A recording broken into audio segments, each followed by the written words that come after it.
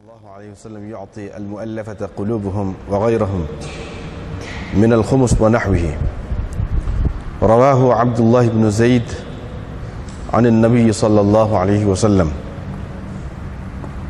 وبه قال حدثنا محمد بن يوسف قال حدثنا الأوزاعي عن الزهري عن سعد بن المسيب وعروة بن الزبير أن حكيم بن حزام قال سألت رسول الله صلى الله عليه وسلم فأعطاني، ثم سألته فأعطاني، ثم قال لي يا حكيم إن هذا المال خضر حلوة، إن هذا المال خضرة حلوة، فمن أخذه بسخاوة النفس بورك له فيه، ومن أخذه بإشراف النفس لم يبارك له فيه، وكان كالذي يأكل ولا يشبع. واليد العليا خير من اليد السفلى. قال حكيم فقلت يا رسول الله والذي بعثك بالحق لا أرزأ أحدا بعدك شيئا حتى أفارق الدنيا.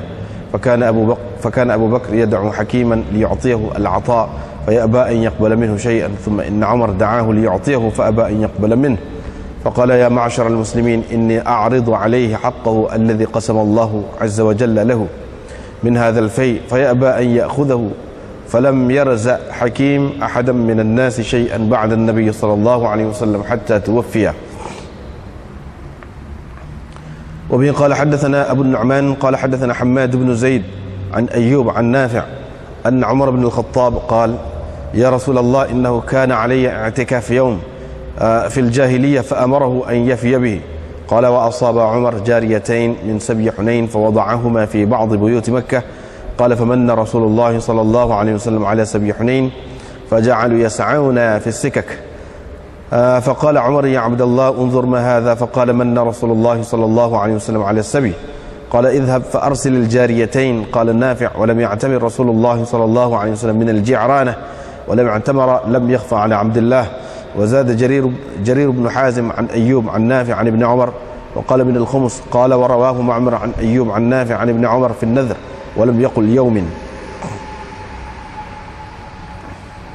وبه قال حدثنا موسى بن إسماعيل قال حدثنا جرير بن حازم قال حدثنا الحسن قال حدثني عمرو بن تغلب قال أعطى رسول الله صلى الله عليه وسلم قوما ومنع آخرين فكأنهم عتبوا عليه،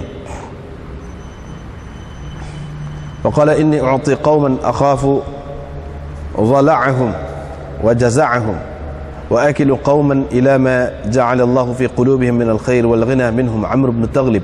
فقال عمرو بن تغلب ما أحب أن لي بكلمة رسول الله صلى الله عليه وسلم حمر النعم. زاد أبو عاصم عن جرير قال سمعت الحسن يقول حدثنا عمرو بن تغلب أن رسول الله صلى الله عليه وسلم أتي بمال أو بسبي فقسمه بهذا. وبه قال حدثنا أبو الوليد قال حدثنا شعبة عن قتادة عن أنس قال قال النبي صلى الله عليه وسلم إني أعطي قريشا أتألفهم لأنهم حديث عهد بجاهلية.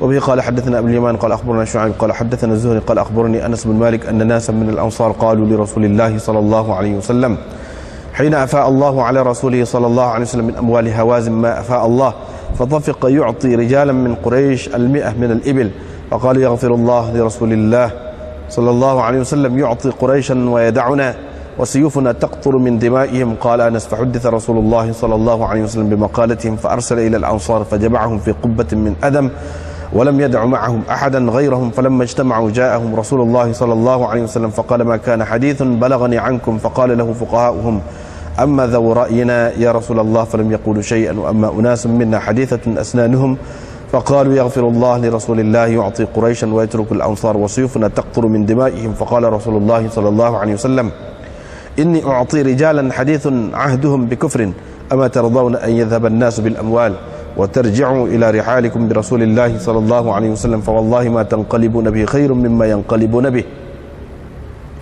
قالوا بلى يا رسول الله قد رضينا. فقال لهم إنكم سترون بعدي أثرة شديدة فاصبروا حتى تلقوا الله ورسوله على الحوض. قال أنس فلم نصبر. وفي قال حدثنا عبد العزيز بن عبد الله الأويسي قال حدثنا إبراهيم عن صالح عن ابن شهاب قال أخبرني عمر بن محمد بن جبير بن مطعم أن محمد بن جبير قال أخبرني جبير بن مطعم أنه بينه ومع رسول الله صلى الله عليه وسلم ومعه الناس مقبلا من حنين علقت برسول الله صلى الله عليه وسلم الأعراب يسألونه حتى اضطروه إلى سمرة فخطفت رداءه، فوقف رسول الله صلى الله عليه وسلم ثم قال: أعطوني ردائي، فلو كان عدد هذه العظاه نعما لقسمته بينكم، ثم لا تجدوني بخيلا ولا كذوبا ولا جبانا. وبه قال حدثنا يحيى بن بكير قال حدثنا مالك عن إسحاق بن عبد الله عن أنس بن مالك قال: كنت أمشي مع النبي صلى الله عليه وسلم وعليه برد نجراني غليظ الحاشية، فأدركه أعراب فجذبه جذبة شديدة حتى نظرت إلى صفحة عاتق النبي صلى الله عليه وسلم قد أثرت به حاشية الرداء من شدة جذبته، ثم قال: مر لي من مال الله الذي عندك، فالتفت إليه فضحك ثم أمر له بعطاء. وبه قال حدثنا عثمان بن أبي شيبة قال حدثنا جرير عن منصور عن أبي وائل عن عبد الله قال: لما كان يوم حنين آثر النبي صلى الله عليه وسلم أناسا في القسمة، أعطى الأقرع بن حابس 100 من الإبل، وأعطى عيينة مثل ذلك، وأعطى أناسا من أشراف العرب وآثرهم يومئذ في القسمة. قال رجل: والله إن هذه لقسمة ما عدل فيها أو ما أريد فيها وجه الله. فقلت: والله لأخبرن النبي صلى الله عليه وسلم. فأتيته فأخبرته فقال: فمن يعدل إذا لم يعدل الله ورسوله رحم الله موسى قد أوذي بأكثر من هذا فصبر. وفي قال حدثنا محمود بن غيلان قال حدثنا أبو أسامة قال حدثنا هشام قال أخبرني أبي عن أسماء بنت أبي بكر قالت: كنت أنقل النوى من أرض الزبير التي أقطعه رسول الله صلى الله عليه وسلم على رأسي، وهي مني على ثلثي فرسخ. وقال أبو ضمرة عن هشام عن أبيه أن رسول الله صلى الله عليه وسلم أقطع الزبير أرضا من أموال بني النضير. وبه قال حدثنا أحمد بن مقدام قال حدثنا الفضيل بن سليمان قال حدثني موسى بن عقبة قال أخبرني نافع عن ابن عمر أن عمر بن الخطاب أجلى اليهود والنصارى من أرض الحجاز، وكان رسول الله صلى الله عليه وسلم لما ظهر على أهل خيبر أراد أن يخرج اليهود منها، وكانت الأرض لما ظهر عليها لله وللرسول وللمسلمين، فسأل اليهود رسول الله صلى الله عليه وسلم أن يتركهم على أن يكفوا العمل ولهم نصف الثمر، فقال رسول الله صلى الله عليه وسلم: نقركم على ذلك ما شئنا، فأقروا حتى أجلاهم عمر في إمارتهم إلى تيماء أو أريحاء، وما يصيب من الطعام في أرض الحرب. وبه قال حدثنا أبو الوليد قال حدثنا شعبة عن حميد بن هلال عن عبد الله بن مغفل قال: كنا محاصرين قصر خيبر، فرمى إنسان بجراب فيه شحم فنزوت لأخذه، فالتفت فإذا النبي صلى الله عليه وسلم فاستحييت منه. وبه قال حدثنا مسدد قال حدثنا حماد بن زيد عن أيوب عن نافع أن ابن عمر قال: كنا نصيب في مغازينا العسل والعنب فنأكله ولا نرفعه.